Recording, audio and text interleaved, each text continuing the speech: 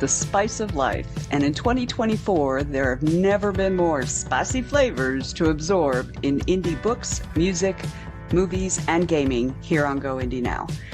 Some flavors we have explored before. Some are giving us our final taste. Some are introducing us to a new way with an old recipe. And of course, there are some stellar debuts. Here at Go Indie Now, we explored so many flavors in search of our newest favorites.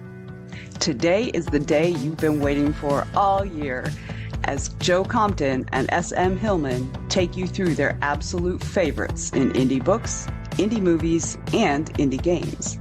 And of course, CL Cannon is also along with a very special brand new indie connection with books you might enjoy if you are a fan of a certain network. So here we go, counting down from 5, 4, 3, 2, all the way to number 1. For this year in Indies, here are Joe Compton and SM Hillman.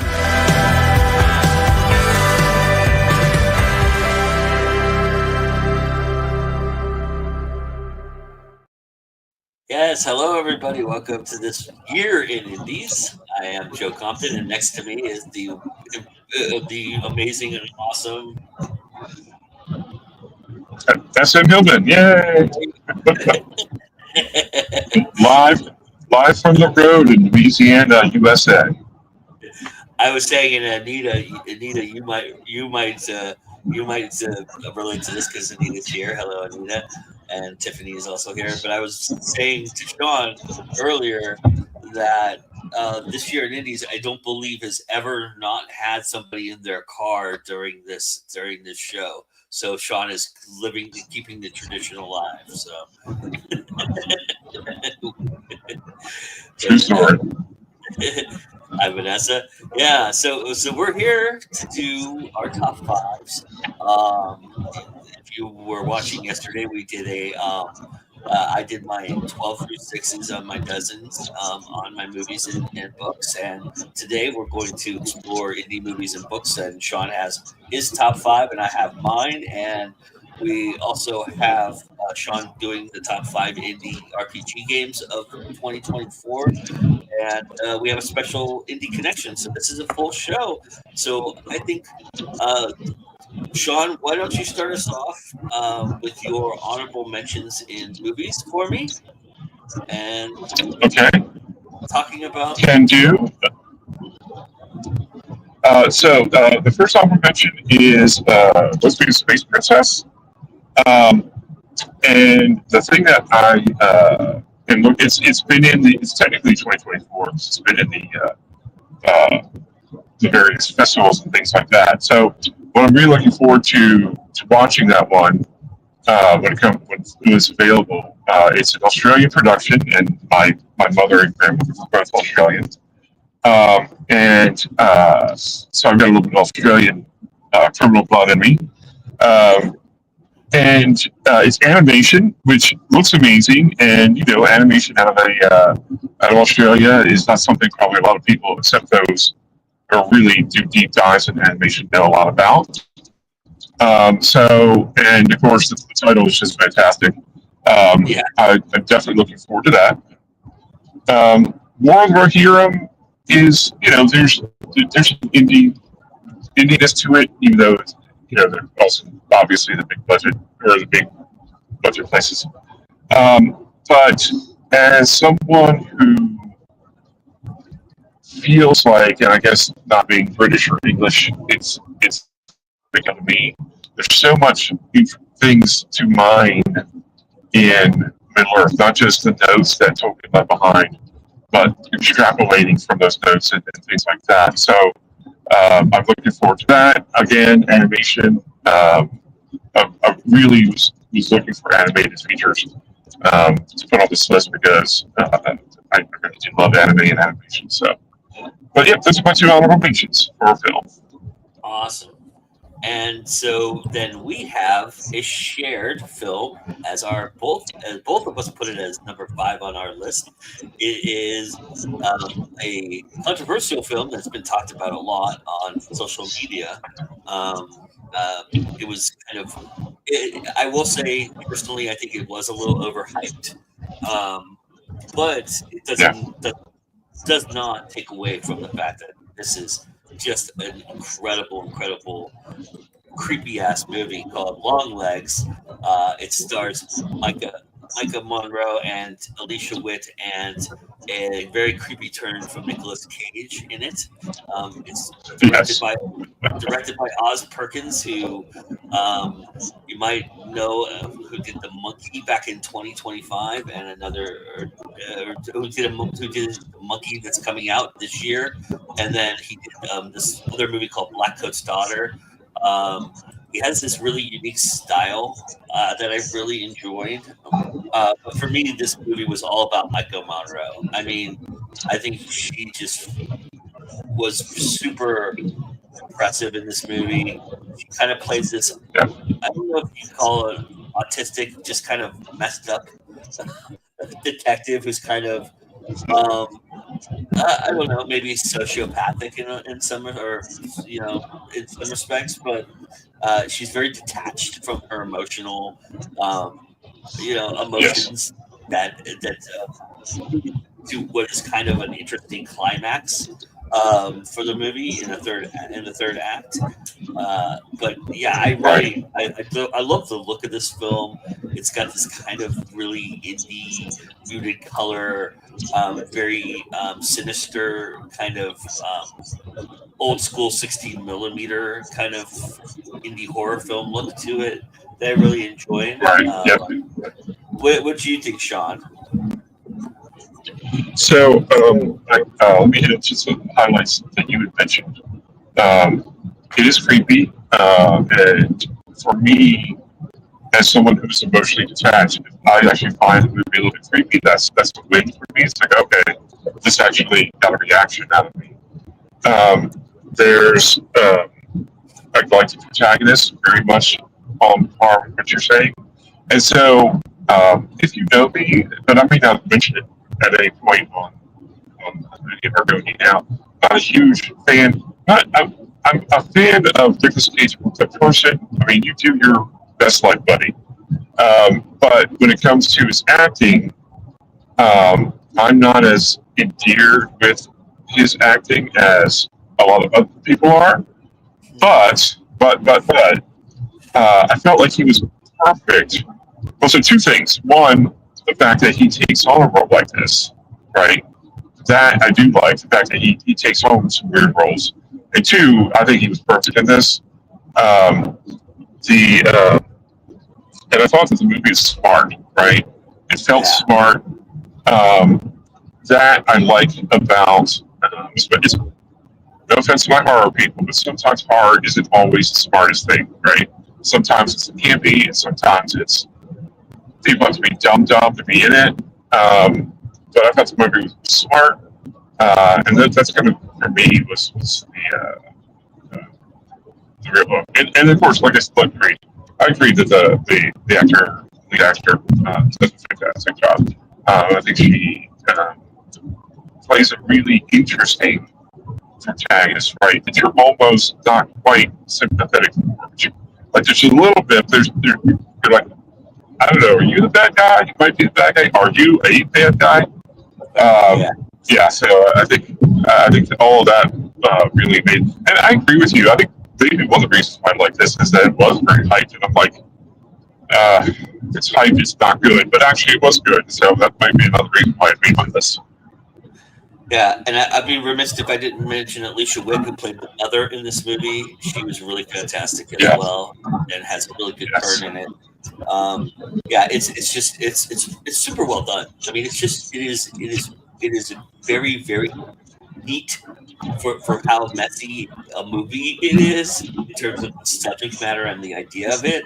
It's very neat found. I think you hit the nail on the head saying that it was very well made, and I think that's exactly what it was, and it deserves credit for that. I think for sure. All right, Sean, go ahead. Oh yeah, I was just saying one last thing. It's like even though there are spoilers, somewhat supernatural elements to it, I felt like those were muted in a good way. Right? Yeah, there's some supernatural here, but also it's by itself, standing as a mystery horror thing, even if there were no supernatural elements, I feel like it would still work. Okay. All right, sir. You want to So, unveil to us your number 4? yep, my number 4 is a different band that came out this year. It's about a uh, um, actor who has facial disfigurement, is living with that, and then a medical procedure comes along and allows him to lose the facial disfigurements, um, which I don't know if that's actually a thing. I actually didn't do research on that, but and below the makeup is Sebastian Stan. I really like Sebastian Stan as an actor. Um, you know, Winter Soldier stuff is he fits into that very well. But the other thing I thought he was really good in The Martian, and other things I've seen him in. I felt like he's been really good. So a couple things about this movie that really spoke to me was the price of self betterment. Right? We want to better ourselves. We think that. And there's another movie out this year. Was it Substance? Was the one to be more? That's kind of similar to that vein. Um, the price of self betterment is something that if you've lived as long as I have, you've seen from the 80s, maybe even before the 80s. I don't know. There's always somebody out there with snake oil, but there are things that you do to better yourself esteem, and yet, there's always a price for that, whether it be an opportunity cost in time and relationships, whether it be actual money that you put into it, or like in this case, it doesn't make you happier. Um, there's okay, so um, and it becomes and it leads to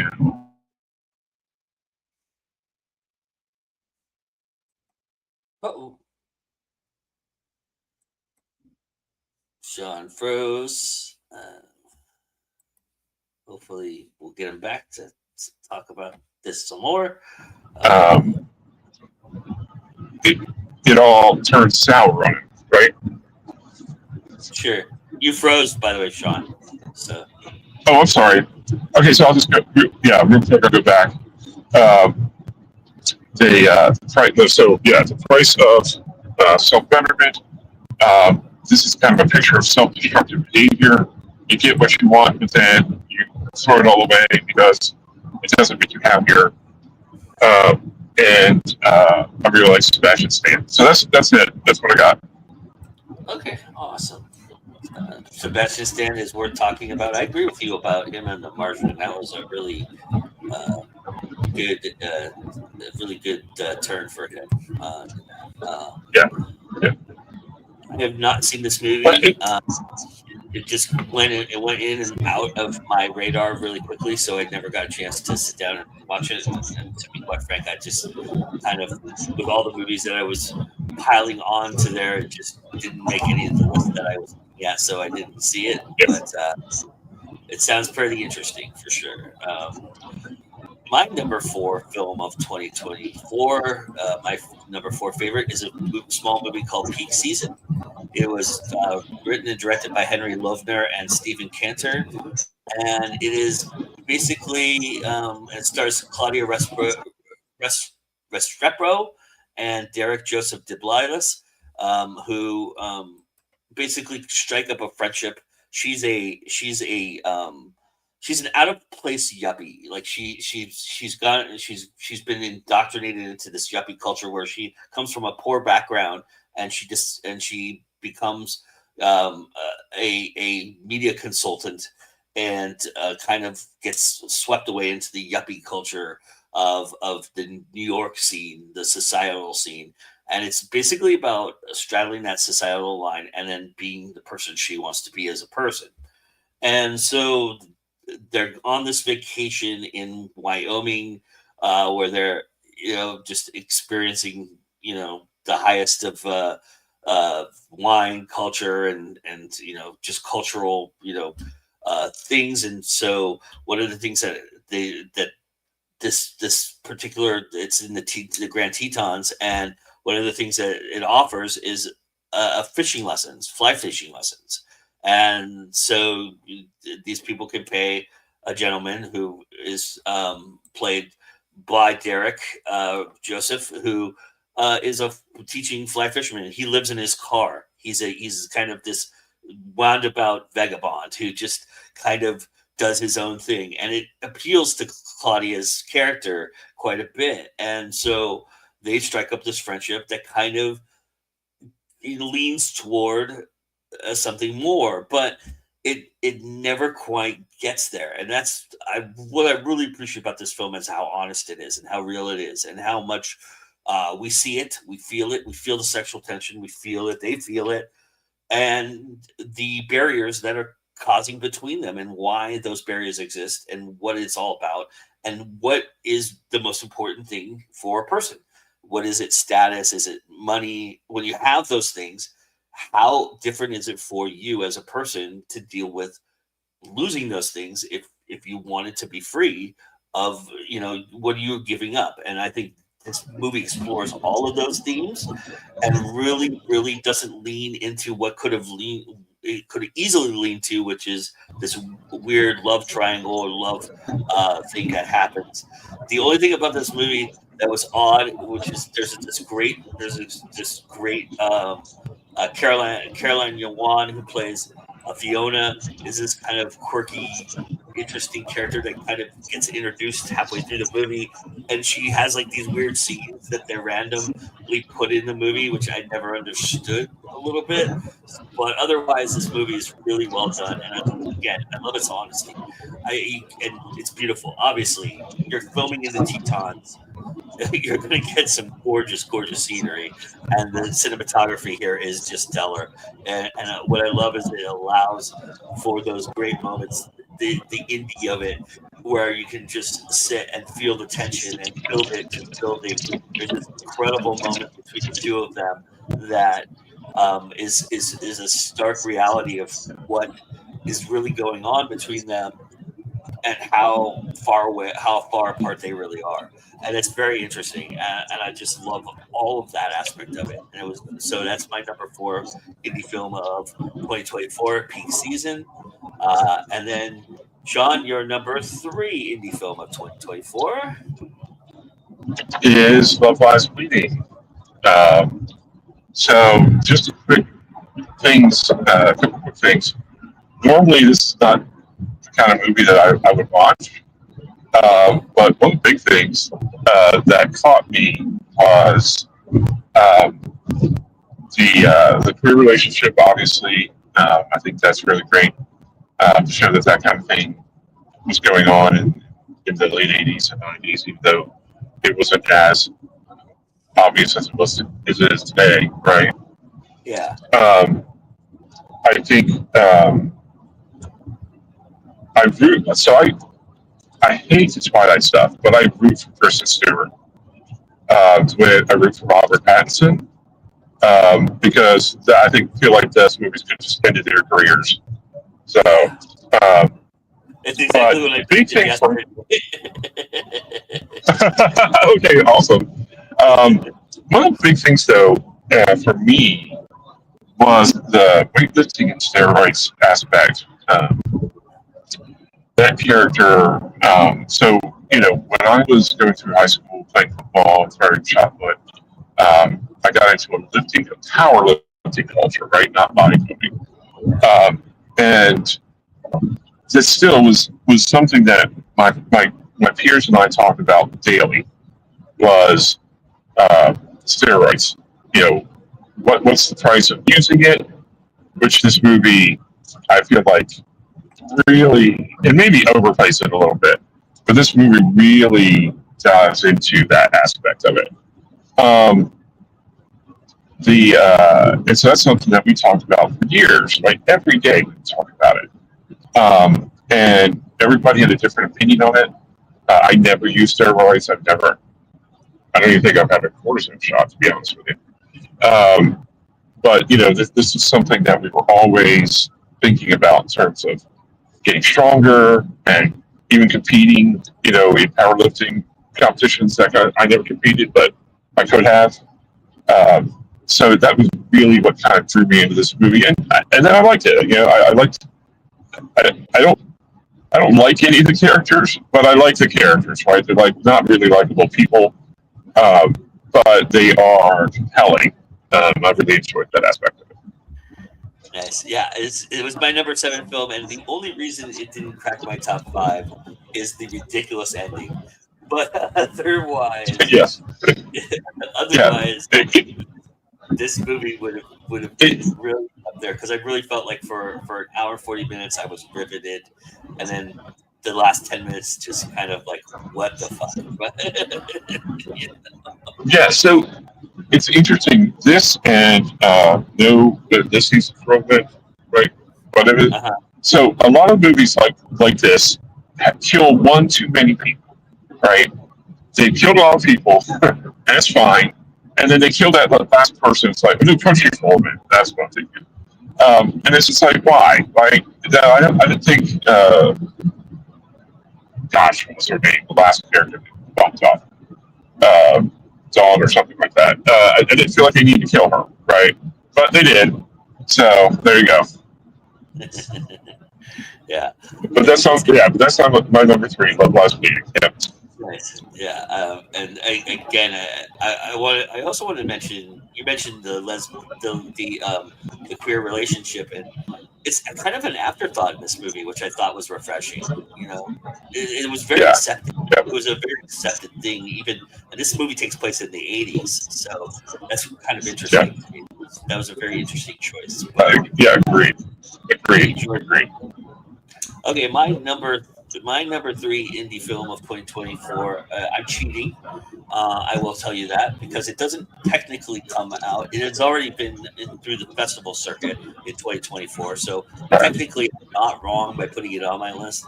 But it wide releases on January 5th.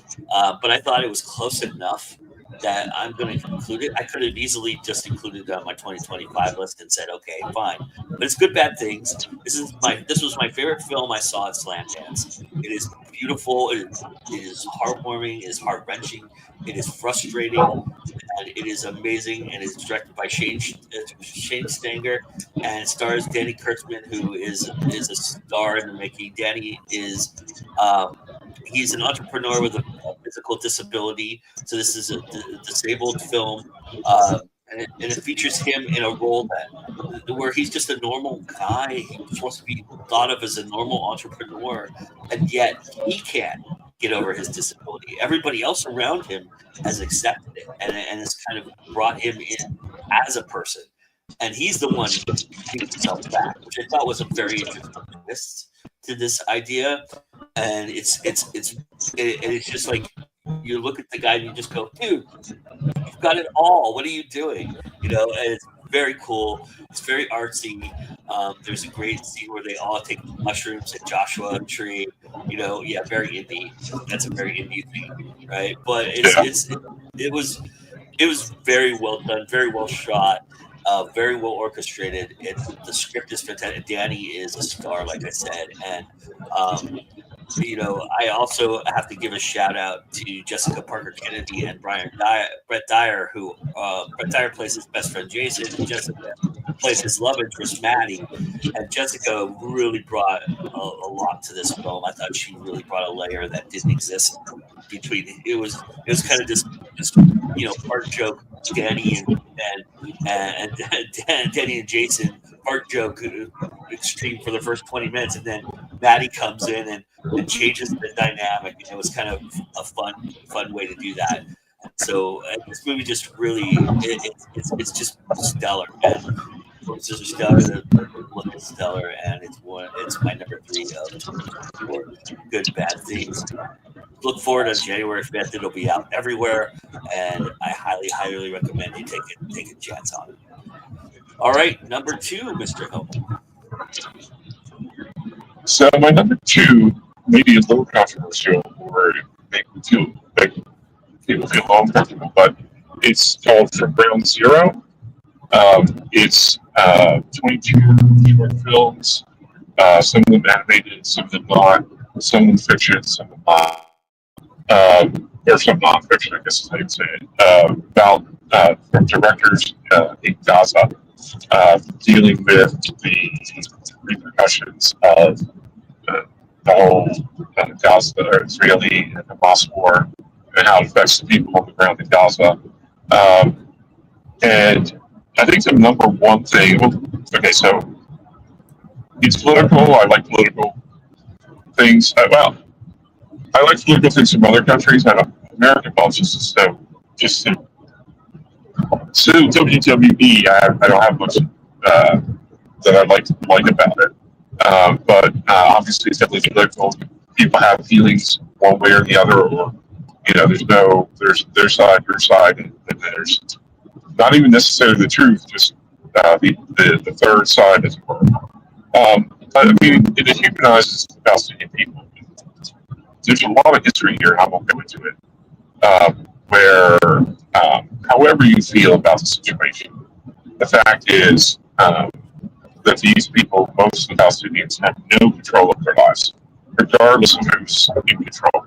They have no control of their lives. They're at the whims of Hamas, they're at the whims of Israel. It's so it humanizes them. But I think that if you're looking for something interesting to watch that shows the human side of elements of war, if that's all you're interested in, you'll definitely find it here. I thought some of the animation was also kind of interesting and well done. So yeah, that's why from Ground Zero to Ranger Short films by Palestinian directors. It sounds fascinating. It sounds really interesting. Something I'm definitely checking out. My number two of 2024. It's funny you mentioned earlier, Sean, about how sometimes there's just too much killing going on in a movie, and they can kill the movie. Well, my number two film of 2024 has a ton of killing in it. It's called The Last Stop at Yuma County, and it is Tarantino-esque. It is basically this wayward small little last stop gas station where the fuel tanker where it's run out of gas and the fuel tanker hasn't arrived. So all of these wayward people have to go sit in the diner to wait for the fuel tank to arrive, and two of them just happen to be somebody who just robbed one county over, and everybody knows it. And so it becomes this intriguing cat and mouse thing between the people in the diner, and then there's some police activity and stuff like that. It stars in a wonderful turn. Jocelyn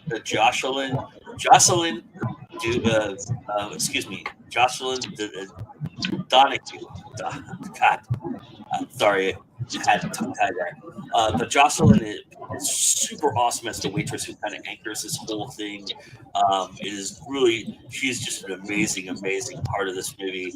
You might recognize one of the criminals. His name is Richard Brink. That's the actor's name. He's been in a ton of horror films, a lot of Rob Zombie films. So you probably recognize him if you saw him on screen. And then my friend Sierra McCormick, who was a real big part of one of my favorite films of all time, The Vast of Night. She plays a small role in this as well. This is just a fun, character-driven film about people who are just not good people, and the good people, and all the good people die, and it's really fun, and it's very, like I said, it's very Tarantino-esque. It's got a really great feel to it, very good look. It just moves really fast and sharp, and the dialogue is really crisp and fun, and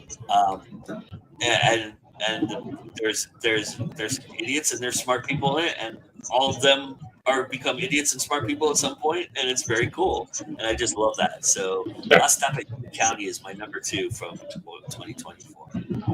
That leads us to our number one, Mr. Hillman. Yeah, here we go. So number one is a animated film. It's called Ultraman Rising. I've been an Ultraman fan since I was a kid.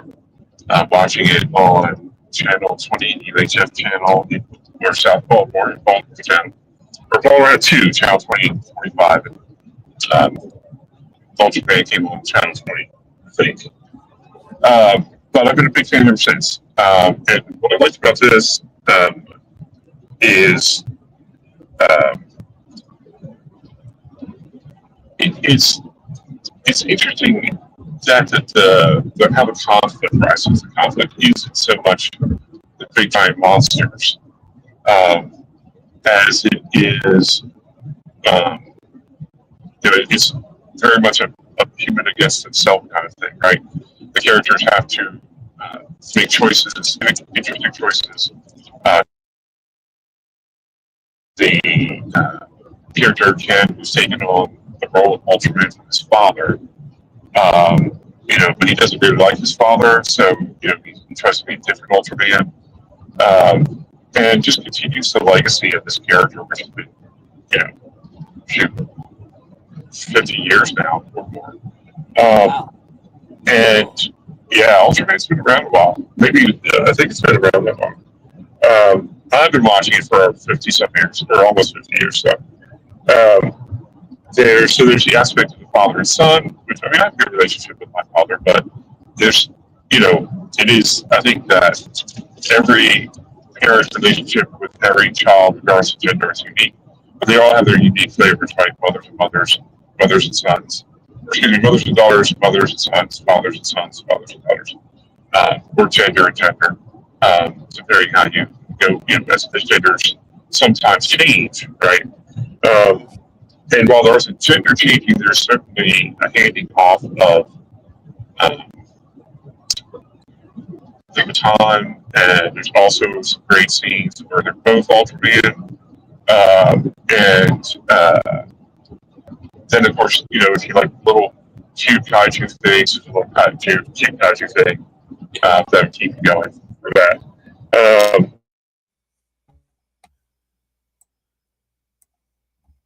Especially the storyline for the antagonist. It's really interesting, and it's so somewhat briefly. Let me talk a little bit here. I've been listening to James Holland's Savage Storm, which talks about the invasion in World War II. And some of that is about the consequences to the Italian people. So in the Ultraman movie, there's some things that happen to a family during a fight with the father's Ultraman and a kaiju. When families killed, and that's sort of, not spoiling it too much, but that's what inspires the antagonists to do what they do. So I think that it's very thoughtful in that way, where a lot of Japanese films will bring up the consequences of war in that way. The consequences to civilians in that regard. And it's Ultraman. It's fun. There's battles who like it. There you go. And Throw the Dust says, I love Ultraman. Watched it with my little one multiple times. So there you go. Nice. All right. My number one indie film of 2024 was going to be my number one indie film of 2023. If it had come out in 2023, it was going to be my number one indie film of this year when I was excited that it came out. I'm a sucker for turning things on its head, and documentaries have a tendency to wane and be very, very much a formulaic, uh, very, very just tropey aspect to them. Well, this is a very, very interesting take on a mockumentary.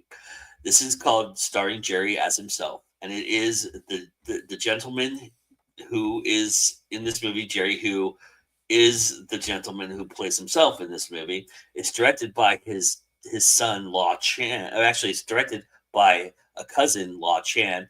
It was written by his son, and it's basically Jerry has had this story where he was being scammed by he's an older gentleman who got scammed by a telemarketing firm claiming they were the Chinese government, and that they were going to arrest him and deport him if he didn't pay them money.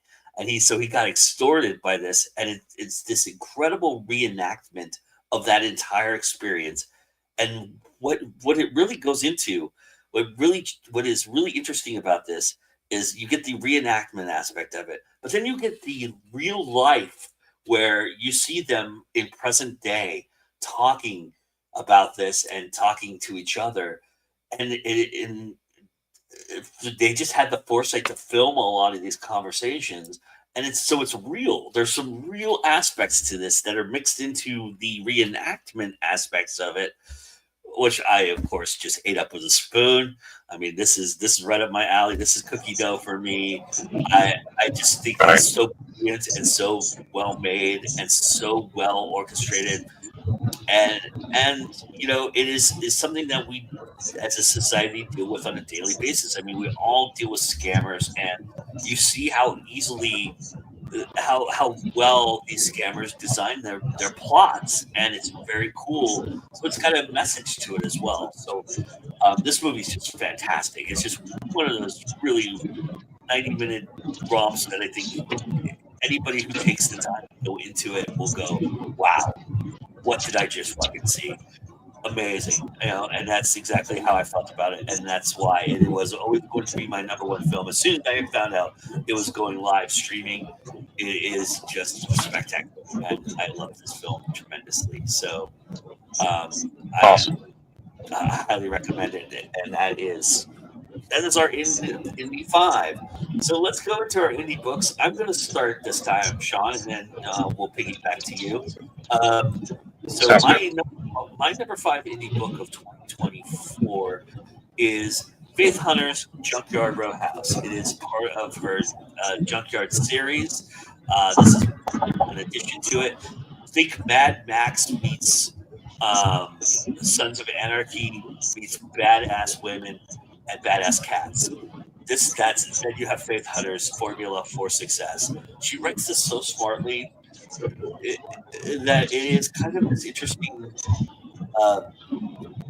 first person perspective that's not really first person, and then it becomes first person, and it's so interesting how delicate she balances that, and then when the story gets going, it's just like some badass fighting and some badass weaponry. They're all like, this is like post utopia.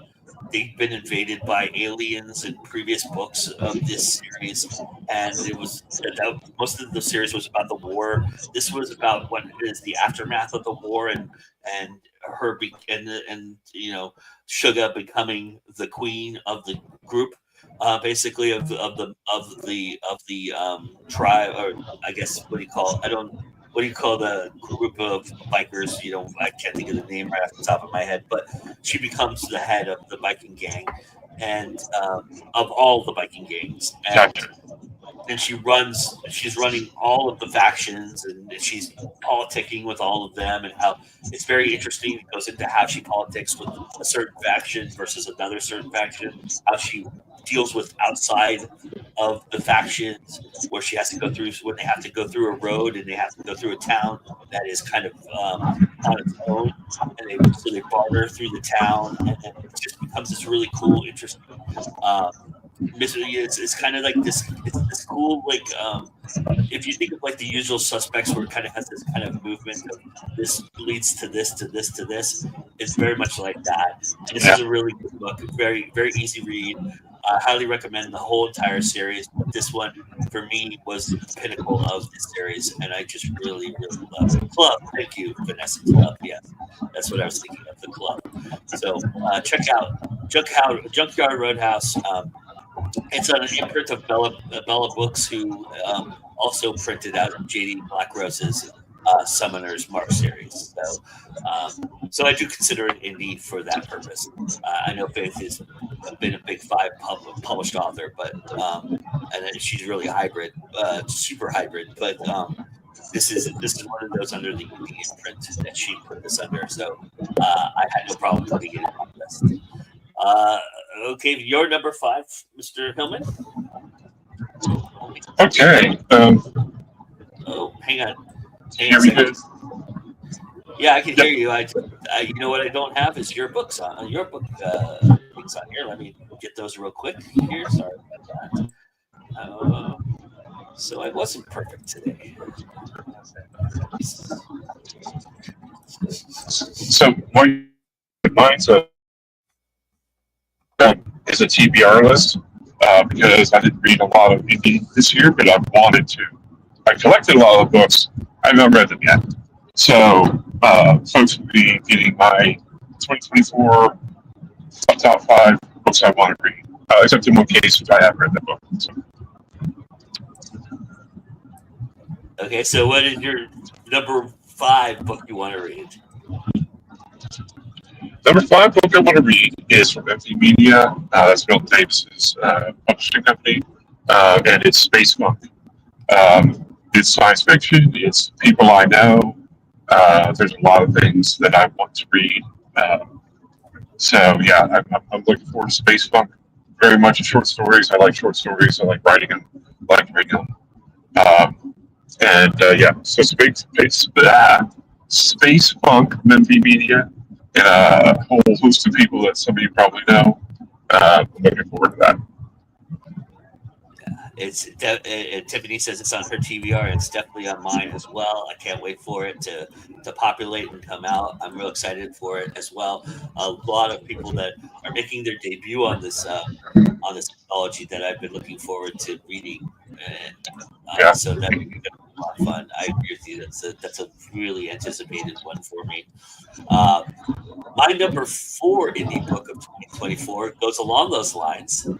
And it surprised me, to be honest with you, that I have this on my list. I'm not usually a big hard science fiction guy. And I wouldn't classify this as hard science fiction totally, but Pioneers of the Pathway by Stuart Jaffe is my number 4 indie book of 2024. And it's the start of a new series.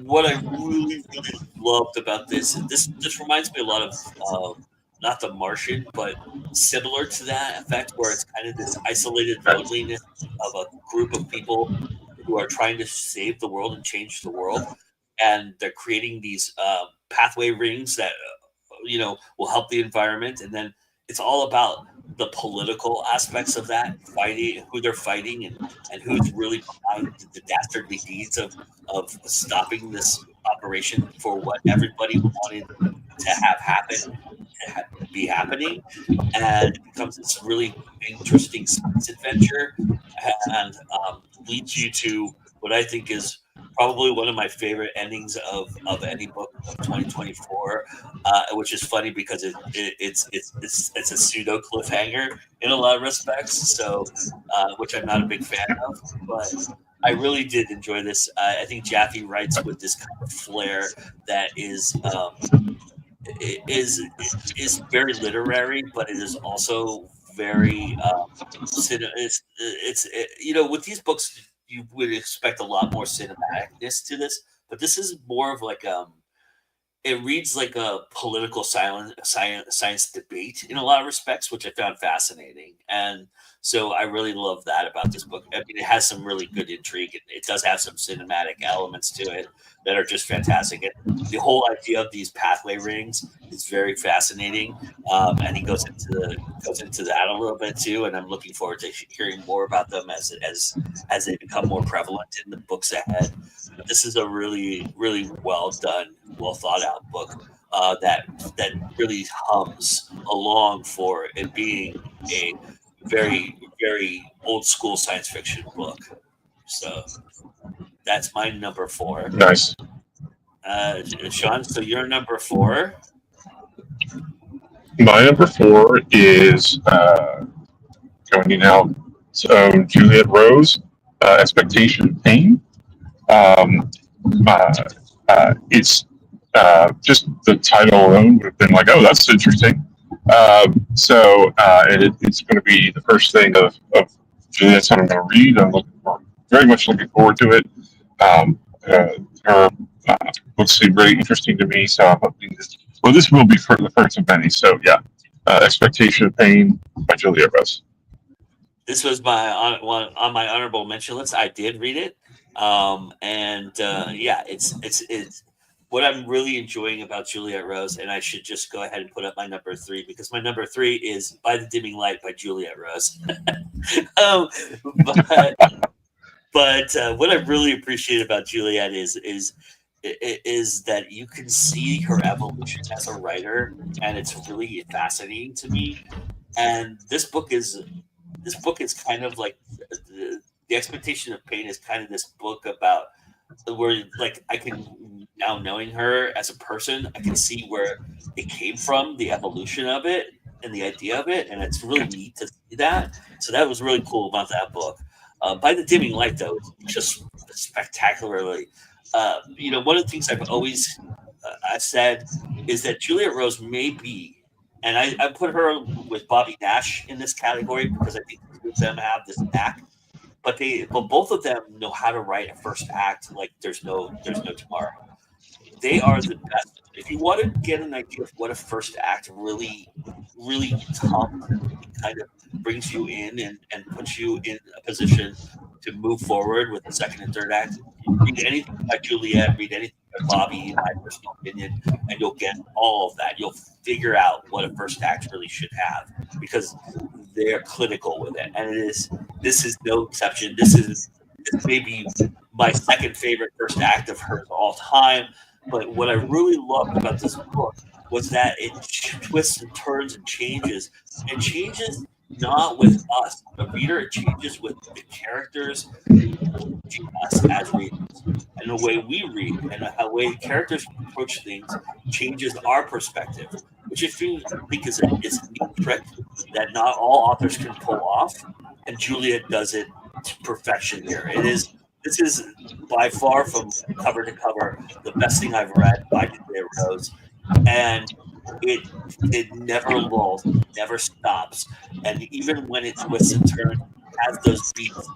It is very prominent how it does that, and you feel it, and you see it, and you just experience all of it, and because it's in the woods area, you get that kind of foggy. Uh, chill and the atmosphere. You feel it, you taste it, you smell it. She does such a great job of bringing you into that and bringing you into the intrigue of what By the Dimming Light means. I won't spoil it for anybody here, but it does involve a supernatural element that I think is very fascinating about how this all ties together and why it matters because it's not just a supernatural element to be a supernatural element, it has meaning to it, and I think that is so powerful, and I really love that about this book. So it was my number three, and I put it at number three because this was just a really great year for me in terms of the top three. My top three books are interchangeable in many ways, and I think this is right up there with the stellar writing of these. What you'll see is my number two and number one, but that is my number three book of 2024. I wanted to go backwards, Sean. All right, so you're number two, Mr. Hillman. All right, it's my number three now. So. Oh, you're number three. Oh, sorry. No, that's okay. So I cheated. I cheated on my cheating. I actually have read this book. It is From the Window by Tiffany. I got the privilege to read this and do a little proofreading on it for Tiffany. And let me just tell you, it's an excellent book. It was basically republished this year, and it deals with mental health issues. It deals with familial issues. It deals with murder issues, and I feel like it handles all of those very well. It's very well written. The point of view character is sympathetic and interesting. Is a real person. Like this, the big phrase that the main character is a real person. Not in the sense it's a person that you know, but it's was written. This character was written so well. They feel like this is a real person. This is a person I might know, right?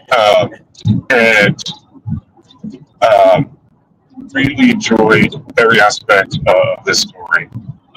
So yeah, so if you think it's from the window, check it out. It's really good.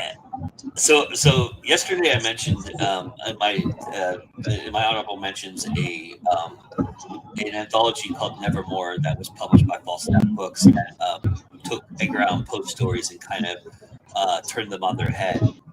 I have also read From the Window. I did not read the republished version. I'd be interested to do that now, but I read it originally. Probably the first thing I read of these actually, and I love how this kind of turns Hitchcock on its head a little bit. I love the interior motive of the characters, like you said, Sean, being able to see them, without seeing them, and it's very cool. I love that aspect of it. This is a really good one. It's short, sweet, but it is. It's worth a read if you're a Hitchcock fan. I think it's got that creepiness element to it. It's much more than that, which I think is fantastic. Yeah. Oh yeah, that's great. All right, so then my number 2 is also kind of an homage book. It is John G. Harkness's The Seven, The Unforgiven. You take Sam Peckinpah, you take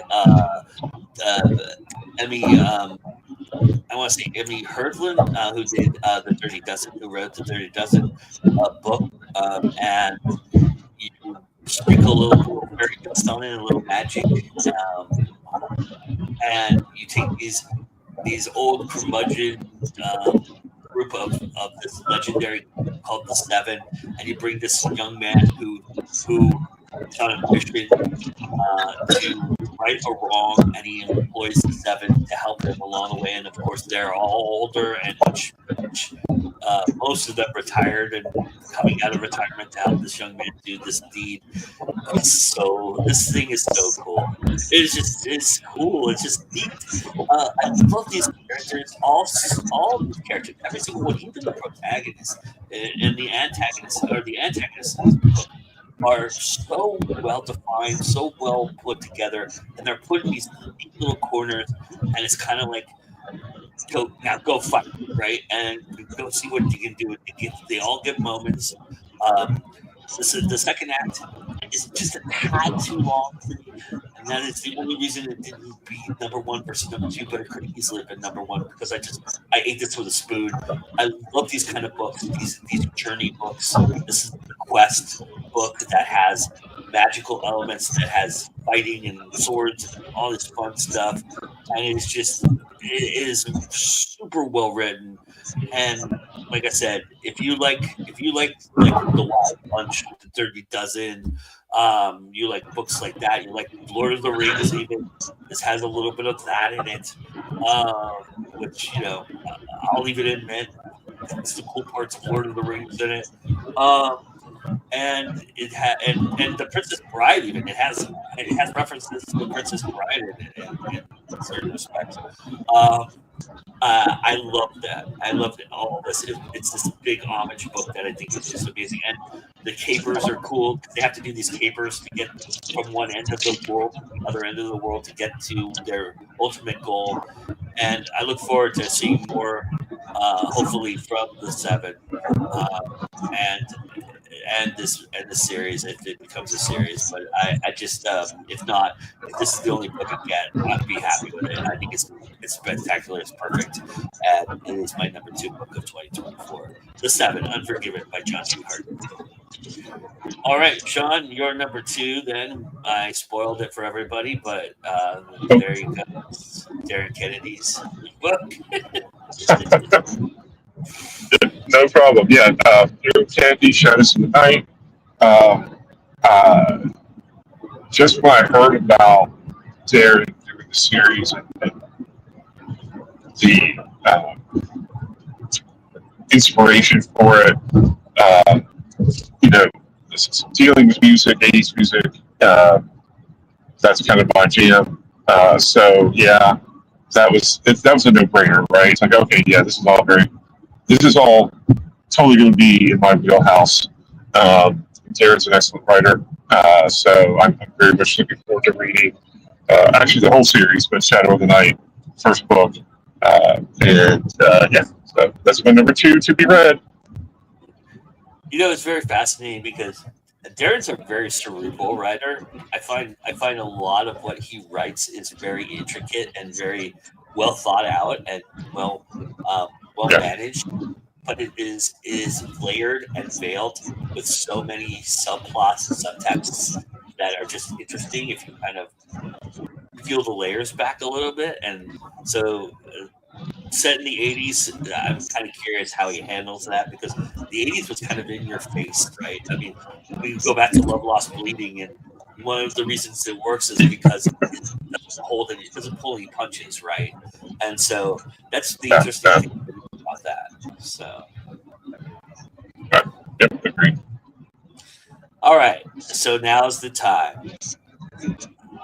You all will have to forgive me to wax poetic for just a second. My number one book of 2024 was always going to be my number one book of 2024, even if it sucked, to be honest with you, but it doesn't, which I'm very glad it doesn't. But Emissaries is the sixth and final book in a series that I have grown to love immensely, and a character that I have just the utmost respect for, and just amazing. And Nell Bentley is the Star Edges Nell Bentley series.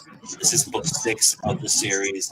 It culminates with all the things that have been happening to this poor woman throughout the last 5 books and her crew. It's a found family, LGBTQ, um, uh, disabled book that has just so many incredible twists and turns to it. And what I loved about this book is how it settles into the rest of the series. A lot of these books go in a sequence that I think have this interesting cadence to them, where one is this kind of is what I love about when series wrap up, and this is something that I thought Wayne Trammell did that I mentioned yesterday about Johnny Lycan's series, is when you get to that last book, how to wrap up a series, you go back to the beginning and you go back to what worked in the first book. And you take that element as a better writer and you put that into the last book of this series. This is a series that has been being written over 10 years long. D.S. Holmes has been writing this for 10 years. So obviously they are a much better writer than they were when they wrote the first book, which is one of my all-time favorite books of all time. So imagine that level of upping the ante, and coming back home to the original In 2 miles, take exit 3.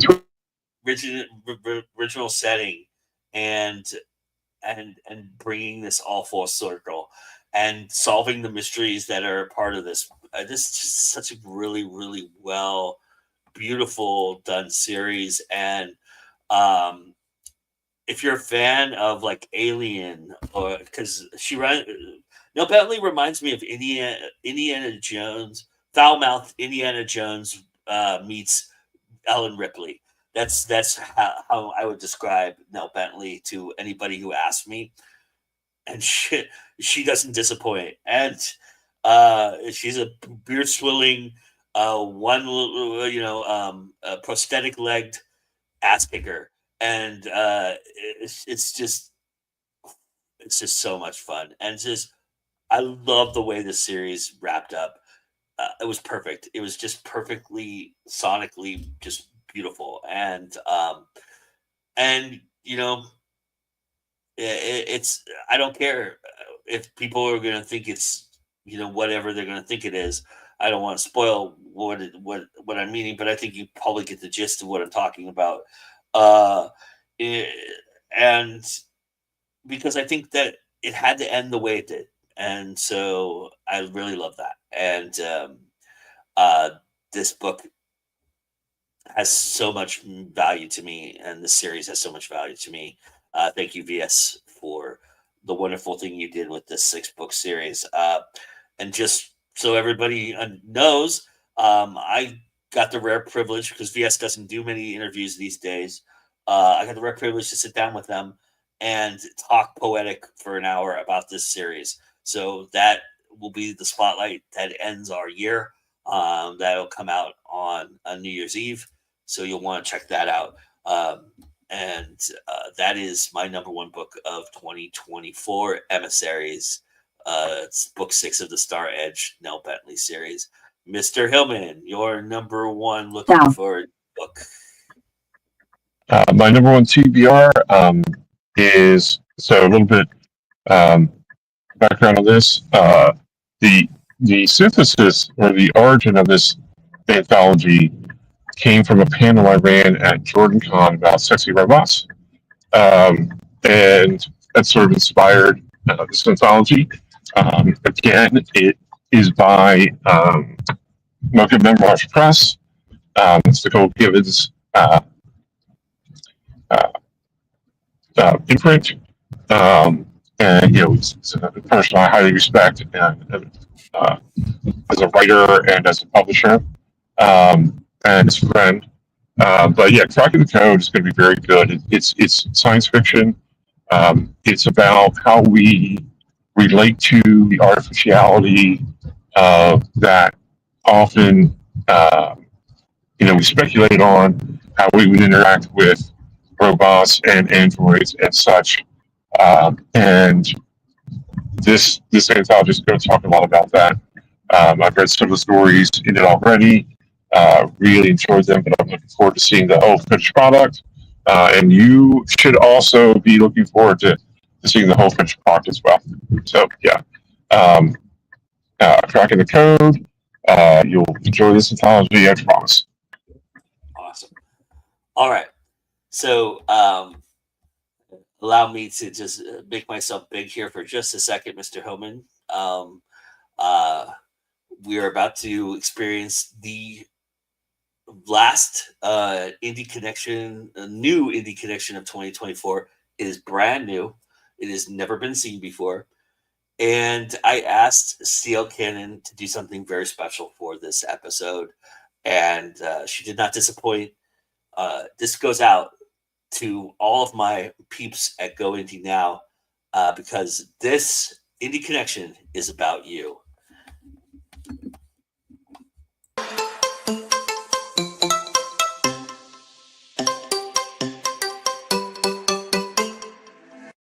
Hey guys, CL Cannon here from Fiction Atlas Press, bringing you another Indie Connection. And today I'm going to be telling you about some indie books that you might enjoy if you're a fan of Go Indie Now. The first book I have for you is called Rivalry and Steam Monsters, a Hayward and Anderson mystery by A.F. Stewart. Dark alchemy is afoot in London. Amidst declining business and a tarnished reputation, Hayward and Anderson eagerly welcome their new client, even if he is spinning tales of strange creatures in the Thames. Initial inquiries uncover suspicious behavior at Markham Laboratory, a forbidding location that discourages visitors. Additional investigation leads them into the world of alchemists, eldritch gods, and a thrilling finale full of mayhem and magic. It's Hayward and Anderson versus monsters, human and otherwise, with the fate of London and the world at stake. The second book I have for you is called The Language of Skeptics, Dear Sean Letters No. 1, by S.M. Hillman. Confronting their suspicions, an exhausted agent must decide if being a professional is worth the interruption of their vacation. A man will go to the ends of the earth and other dimensions to find the answer to his desperate question. A tourist trap turns into a story of vengeance as a reporter comes face to face with a forest road where the natural and supernatural collide. Visiting a world where an impossible language exists, being the skeptic may be the most dangerous choice one can make. The third book I have for you is called Javaja by Vanessa Gunta. Mecca is a murderer. That's what she thinks when she accidentally kills the man who attacks her in the parking lot of her favorite coffee shop. When word gets back to the Visi of someone who can kill one of their kind with just a touch, the race is on to acquire Mecca as a weapon in the coming war. Unable to trust the one person she has always counted on, Mecca is isolated from everything she once knew, all while being hunted by dangerous creatures bent on using her gift for their own bloody purposes. And the last book I have for you is called Expectation of Pain by Juliette Rose. 15-year-old Ishii discovers the children's island he's been assigned to for as long as he can remember hides secrets darker than he could have ever imagined. Children are going missing at night. Robots terrorize the children. Their assigned ward seems to have other self-serving motivations. Ishii knows as the oldest child resident, he must escape to try and find help for the children and himself. Ishii uncovers his doomed fate in becoming 16 and turns to his only robot friend, Oslo, planning a rescue mission for the children on the island. However, Ishii finds out the world outside isn't any better, and he may be bringing hell down upon their heads by exposing the horrors of the island. Okay, that's all for me this year. I'll see you next time. Bye.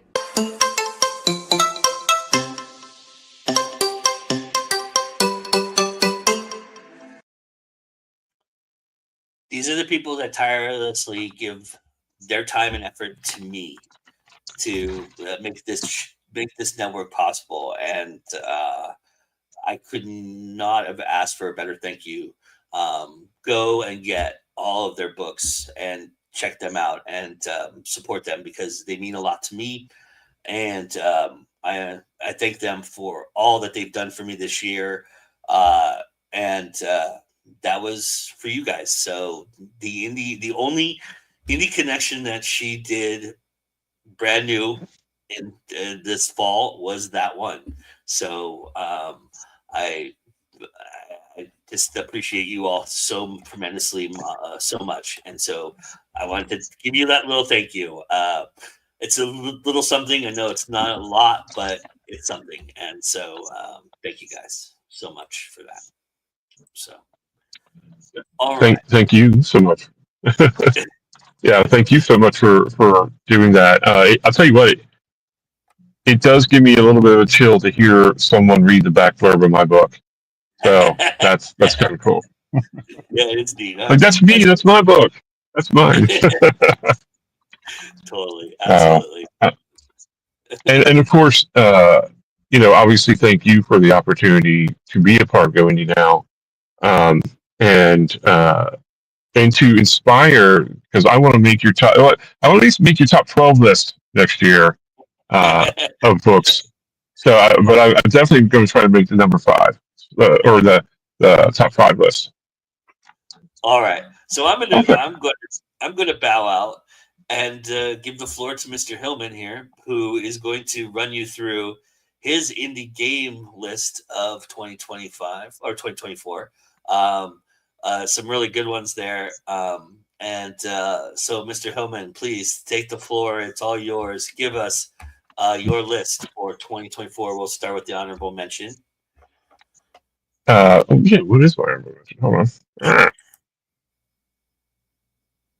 Can you see it? Oh, I think I made him frozen by trying to find his honorable mention.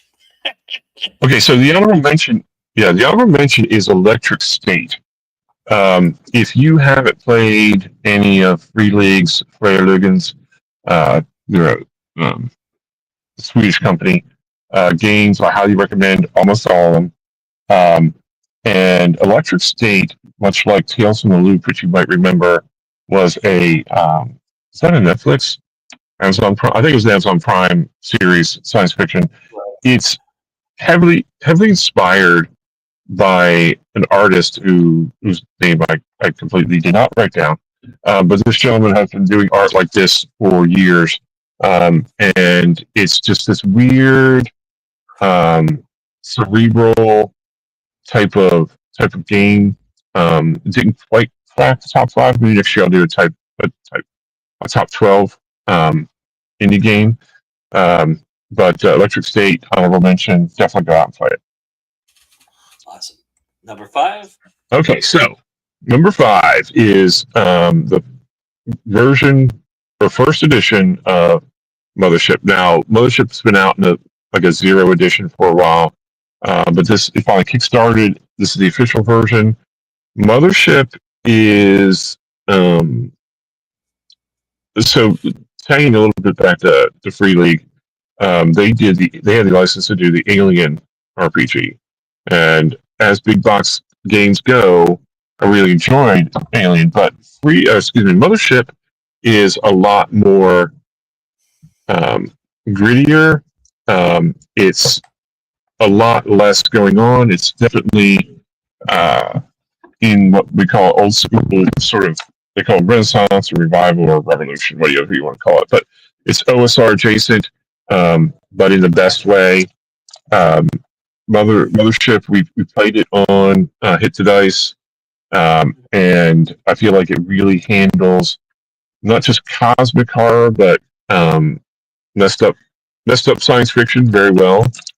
So yeah, I highly recommend Mothership to anybody who wants to play a little bit less intense, or a little bit less of an investment than Alien, but it tells not just the Alien type stories, but other stories as well. And I would have insisted that it be this low on the list simply because when you guys played it, nobody died. That sucks. This game deserves to have people die. That is correct. Yeah, that's correct. All right, number 4.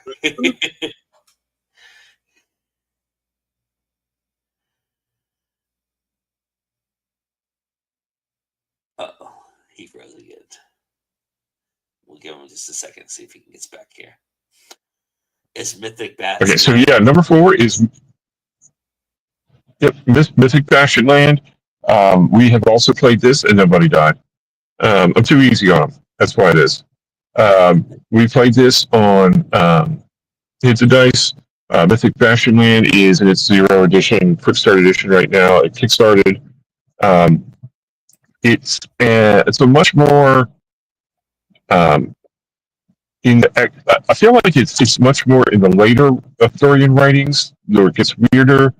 Not that they weren't all kind of weird, but dealing with the matter of Britain, but also I feel like Excalibur is kind of it's like leaning towards Excalibur the movie. Mythic Bastion Land is really from Bastion Land Press. It's easy to play, easy to get into, easy to make characters. If you're interested in doing those Arthurian tales, but not having to follow like something like Pendragon, which is really strict regards to gender roles. So I highly recommend Mythic Bastion Land, and it's great for just sort of quest of the week type of things, if that's what your group is doing. Awesome. All right, and then your number 3 indie game of 2024. Number 3, Eat the Reich. Undead vampire people drop behind enemy lines, killing Nazis. What more do I have to say about how awesome that is?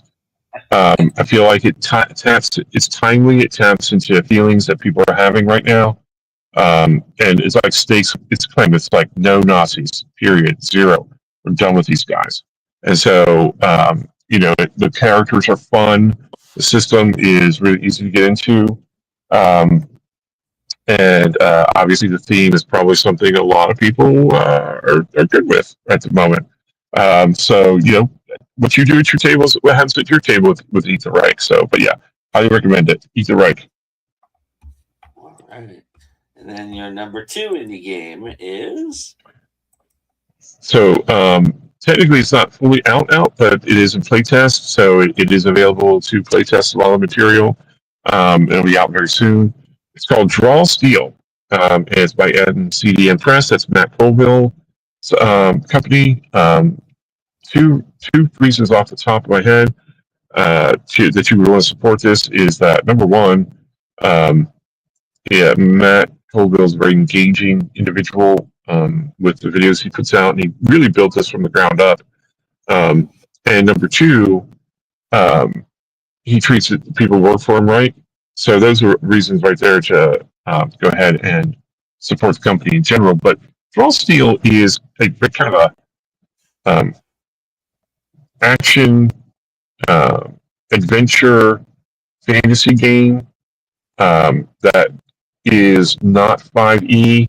It takes inspiration from a lot of different games, and I think that for those who want a little less rules, or just want a better flow to their fantasy combat, and that's outside the dungeon. It's not a dungeon crawler game, so it hits a lot of boxes for folks who want fantasy to be bloody, but not necessarily special forces going door to door in a deep dungeon trying to figure out what's behind it.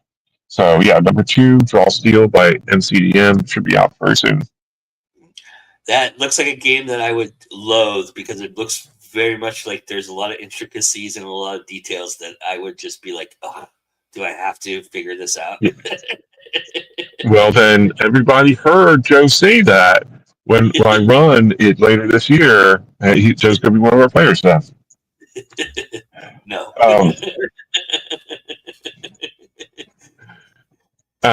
So number 1 is yes. So yeah. Number 1 is Triangle Agency. So let me drop some history stuff going on.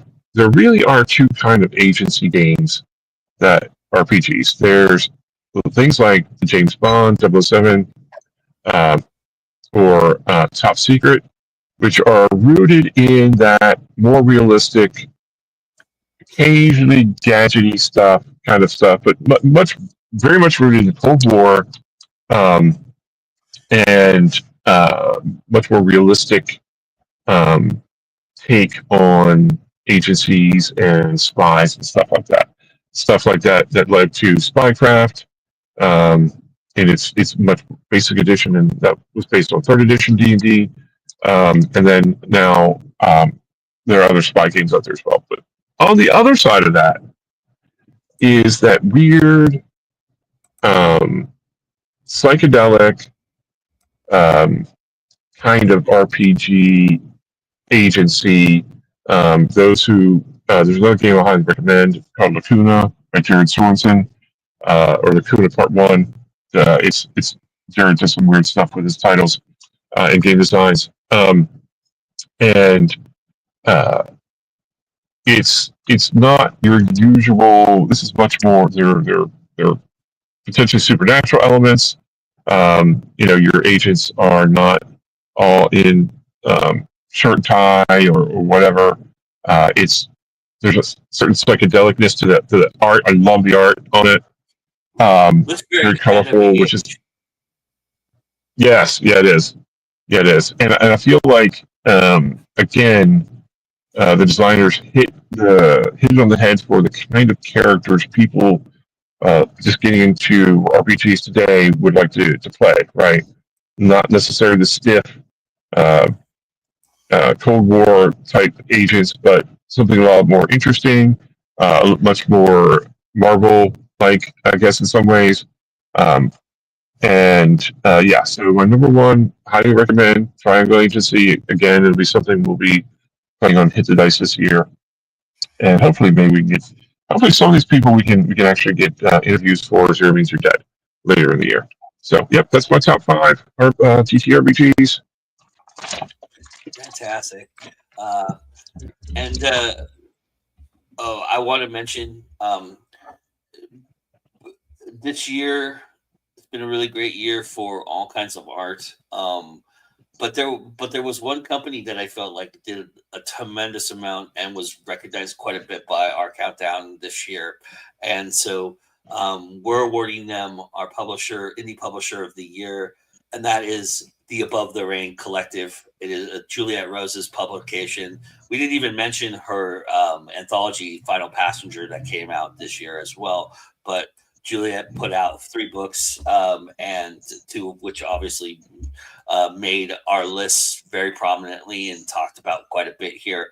And so she deserves a lot of credit for the work she's put in this year. And so Juliette, thank you so much. You are our indie publisher of 2024. So congratulations. Hey, congratulations, Juliette. And that being said, hey, look, another year. We made it, right? Yep. 5. Yeah. Oh, yeah. She put out 2 for Justin Sexton as well too. So yeah, and so she was hardworking and she's hustling. So we appreciate that and we love that. But 2024 it's, we're not done. We've got other things going on. We've got Zero Means You're Dead, which will be out, I promise, in the next couple of days. I'm very close to finishing it. And then we have, which is all about the multiverse and interesting things that happen in multiverse. And then we have our indie music. Mr. JD Estrada and I sat down and did a top 10 of our favorite indie albums of 2024, which will debut on Christmas Day. And then on Christmas Eve, like I mentioned before, I have a spotlight episode with V.S. Holmes, the author of the Star Edge series, my number one book of 2024. So you all can check all of that out. And then we'll be back in January with another This Week in Indies and another run at that with me and Mr. Hillman. We're looking forward to talking more about our world and what we do and how we do it. And Sean, is there anything else you'd like to say? I want to thank everybody who supported or played in, the people we've interviewed for Zero Means You're Dead and the people who played. We're getting quite a troop of players for our Hits of Dice, which I really like. I really enjoy that. So I wanted to say I appreciate that all from you all.